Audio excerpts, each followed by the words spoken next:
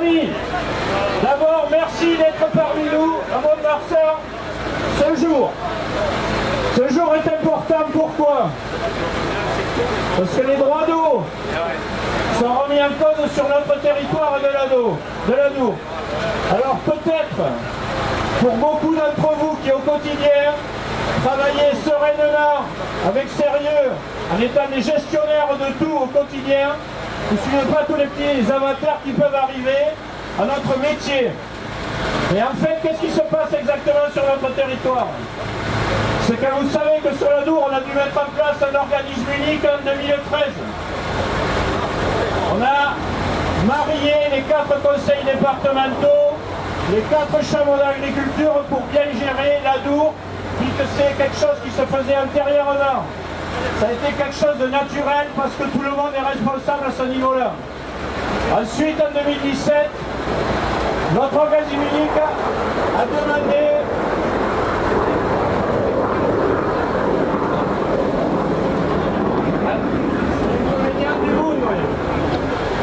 Je me demande si c'est pas volontaire de lâcher les trucs maintenant.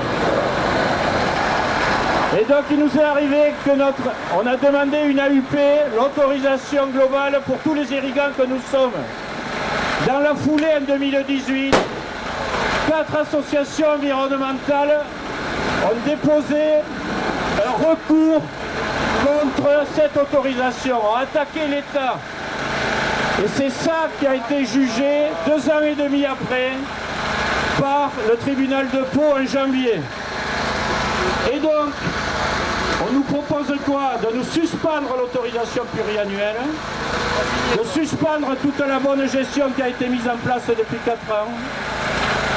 Et en attendant cette suspension en 2022, on nous demande qu'en 2021, on irriguerait sur la base de la moyenne des consommations des 10 dernières années des points de prélèvement.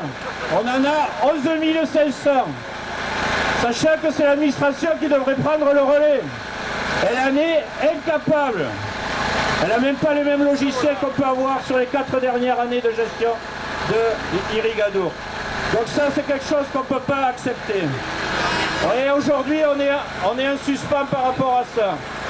Donc, Irrigadour, un comité syndical le 17 février, à l'unanimité de tous les présents, le quorum était largement atteint, a décidé de faire appel et de demander un référé en sursis pour que ce soit jugé au plus vite au tribunal de grande instance de Bordeaux. Bordeaux, c'est un peu loin, ça aurait été mieux d'avoir le tribunal à Risque, vous voyez. Mais le maire de Risque, il n'a rien fait pour, donc on est à Mont-de-Marsan aujourd'hui. On est à Mont-de-Marsan aujourd'hui parce qu'à Mont-de-Marsan, le préfet coordonnateur de bassin, c'est la préfecture des Landes, c'est statué ainsi. Donc c'est pour ça que nous manifestons aujourd'hui, ici même. Je vais laisser alors les JA. Je ne vais pas donner des palmarès, mais notamment les JA des Landes ont dégainé les premiers depuis 15 jours, 3 semaines. Le relais a été pris sur les autres départements. D'autres, les 4 FDSEA, les 4 JA, l'association des irrigants de la vallée de la Dour, le groupement des irrigants avec Guy Estrade ici même, des Pyrénées-Atlantiques, et l'ADIVA, le joli nom, l'association de défense des irrigants de la vallée de la Dour du 65, et je tiens à saluer son président qui n'est pas parmi nous, Bruno Delas, qui a eu un accident de travail, et je lui souhaite qu'il se remette avec vous tous au plus vite, parce qu'il aurait souhaité être là. Voilà, alors, aujourd'hui, il ne faut pas qu'on se trompe non plus de ciblage. On est à Mont-de-Marsan, c'est une ville où il y a des élus, il y a un conseil départemental, on va y passer devant. Mais de grâce, on ne se trompe pas de cible. Les élus territoriaux de notre territoire de la Dour, ils sont quand même au quotidien avec nous, ils veulent construire ce territoire. Ils sont avec nous à Irrigadour. Alors si on est ensemble avec Irrigadour et les 4 départements, c'est parce qu'on a quand même les planètes à peu près alignées. Ce n'est pas le cas dans tous les départements de France, sachez-le. Donc ça, il faut le respecter. Après, territorialement, quand vous êtes ici à Mont-de-Marsan, sachez que la ville de Mont-de-Marsan, il y a 3 ans, elle a organisé un système de récupération de géothermie pour balancer une réserve de 300 000 m3 aux derniers irrigants aux portes de Mont-de-Marsan. C'est un exemple. Le PTGE du Midour, c'est à côté, il y a un programme de valoriser 2 millions d'eau, des eaux usées de l'agglomération pour les irrigants. C'est pareil à Villeneuve-de-Marsan, c'est pareil à Nogaro. Donc il faut continuer à construire, il ne faut pas se tromper de cible. Mais par contre, on est là pour dire au service de l'État qu'ils ont un peu trop d'attention à ceux qui veulent casser de l'économie, casser la vie naturelle de nos rivières, parce que ça n'est là. Ici, on gère de l'eau pour le soutien des tièges des rivières avec des activités économiques. Donc je vous demande de respecter la ville. Vous respectez aussi les infrastructures du stade de Montois. Parce que au stade de Montois, au stade de Montois, alors c'est un cul rouge qui fait. Au stade de Montois, on forme des jeunes des Hautes-Pyrénées, le meilleur jeune de cette année, les Hautes-Pyrénées. Le voisin de Luc des PA, il est aussi en place. Je suis même en train de penser que le président du Stade Montois amateur, il est de risque. Alors voilà. Donc, c'est ça Capi, j'ai pas dit de bêtises. Bon, donc vous allez me respecter tout ici et faire la part des choses. Je remercie aussi tous les élus parce que je vois des écharpes devant partout sur les côtés. Et il va falloir le dire. Et quand je parlais du PTGE Midour, c'est ça. Je passe la parole à mes collègues. Je te remercie.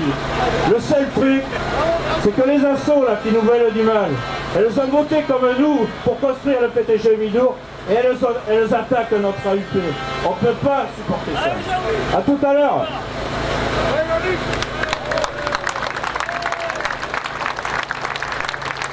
Bien, on a tous droit à 3 quarts d'heure, c'est ça?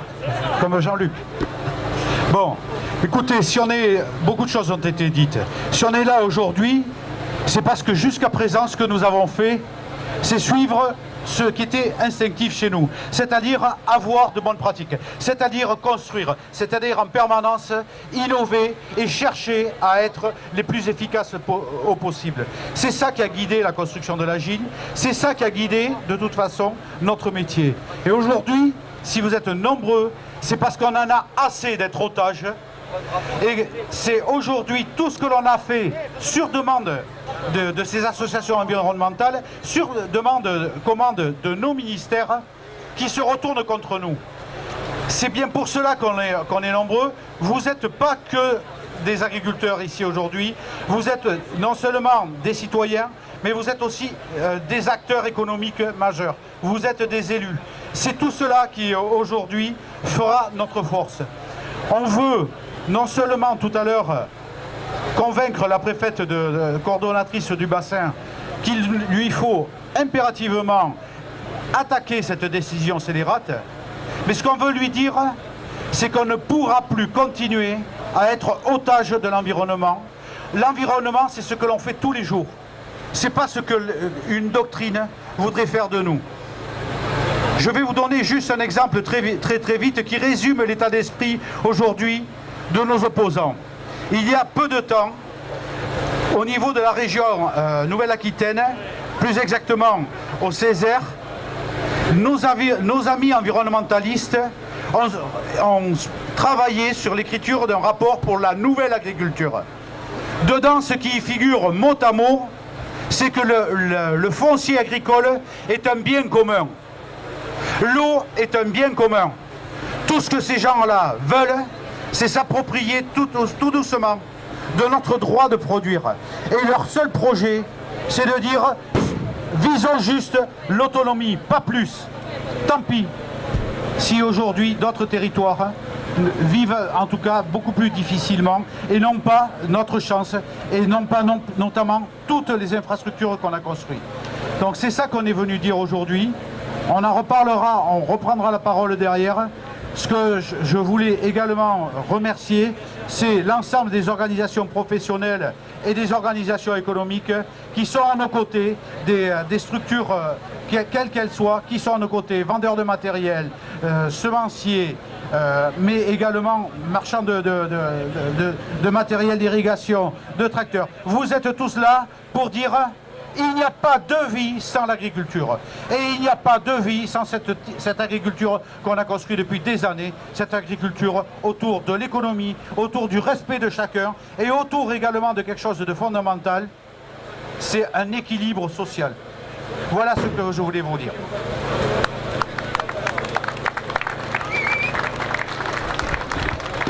Bonjour à toutes et à tous. Les liens Lasserre, voilà, pour les Hautes-Pyrénées.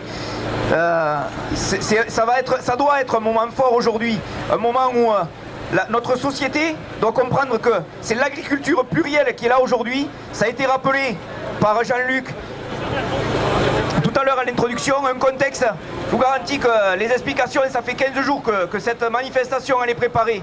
Tout le monde ne saisissait pas l'enjeu de ce qui nous tombait sur le coin du nez. Mais si même on a été obligé de faire quelques raccourcis, ce raccourci c'est se dire on a besoin d'eau dans notre territoire, cette eau elle est nécessaire aux entreprises d'amont, d'aval, et c'est très bien que tout le monde, toute la famille de l'agriculture soit réunie aujourd'hui. Cette union elle est nécessaire à arriver à se sortir de cette ornière où ces associations environnementales sont là que pour détruire, rien bâtir. Bâtir, l'agriculture elle a su se construire, traverser les périodes, des moments difficiles. Les reportages qu'on pouvait voir il y a quelque temps au moment du Salon de Paris qui ne pouvait pas se dérouler ont permis de remettre un peu d'histoire dans l'actualité. L'actualité aussi c'était ces derniers temps se dire l'agriculture on en a besoin, mais aujourd'hui ce qu'a besoin notre agriculture c'est d'eau. On ne peut pas dire que dans notre territoire, dans le sud-ouest, on pourra faire d'agriculture sans eau. Ça ne marchera pas.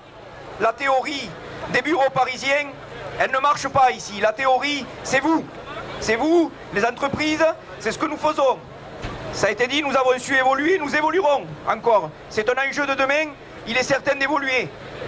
J'ai tendance à dire que l'agriculture, avec l'irrigation, c'est pas une pratique, c'est une technique. Et c'est là où on doit faire comprendre à notre société cette différence. Une technique, ça se maîtrise. C'est les ingrédients que l'on met. Et tout ça, ça a un coût. Cette agriculture-là, elle fait vivre au-delà des acteurs, on va dire, de premier rang que l'on peut retrouver. Et merci à tous les concessionnaires, toutes les structures qui sont venues aujourd'hui amener leur contribution et montrer leur inquiétude aussi au pouvoir public.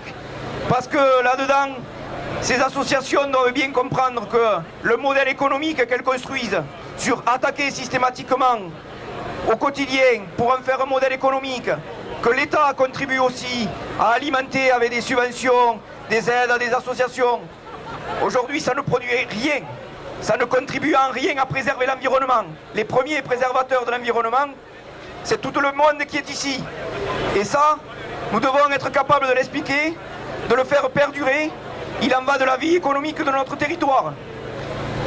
Ça va être un combat, très certainement. On n'aura pas toutes les solutions et toutes les clés aujourd'hui. Mais restez à l'écoute de vos responsables. Restez à l'écoute de vos responsables dans les mois à venir. C'est bien là où ça va se jouer, les mois à venir. Mais aujourd'hui, ça doit être le départ. Au moins d'avoir une oreille, d'une réaction, d'une réactivité. Et c'est ce qui nous a manqué ces derniers temps sur ce sujet. Un État immobile. C'est pour ça que nous allons solliciter l'État aujourd'hui. Cet immobilisme contribue à la perte de la dynamique de nos territoires. Et ça, on doit stopper. Pour regarder devant, il faut se réveiller et remonter les manches. Ça, vous le faites au quotidien. Et l'État doit faire pareil. Nous y reviendrons tout à l'heure. On verra qu'est-ce que l'on va arriver à en ressortir. Mais cette mobilisation, elle doit marquer, elle doit porter au moins sur l'écoute que doit avoir notre agriculture. Merci à tous encore pour votre participation.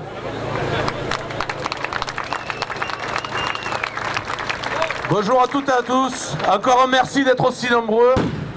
Agriculteurs en priorité, tous les acteurs économiques amont, aval de notre belle filière. Je ne vais pas répéter ce qui a été dit, mais au quotidien on travaille pour gérer l'eau au mieux. Et je me souviens l'année dernière sur le comité Adour amont, les écolos nous ont félicité de la bonne gestion. Et derrière, ils nous foutent un grand coup de pelle dans la tête en nous remettant en question sur notre gestion. On n'a jamais mis en péril la Dour et la gestion de l'eau. Au contraire, on la gère sereinement et sérieusement pour l'avenir de nos exploitations et de nos acteurs économiques, pour toutes les filières, que ce soit maïs semences, que ce soit les légumes. Donc il faut absolument qu'on continue. Ce n'est qu'un point de départ aujourd'hui, la bataille. On aura besoin de vous. Comme l'a dit Lilian, restez à l'écoute de nos appels, parce qu'on aura encore besoin de vous, je pense, à l'avenir. Malheureusement, j'ai envie de dire. Donc on va commencer à se diriger vers la DTM. Dans un premier temps, je vous rappellerai de respecter les gestes barrières, le port du masque, en cette période un peu compliquée, et on va y arriver. Tous ensemble, on va y arriver. Merci Mathieu.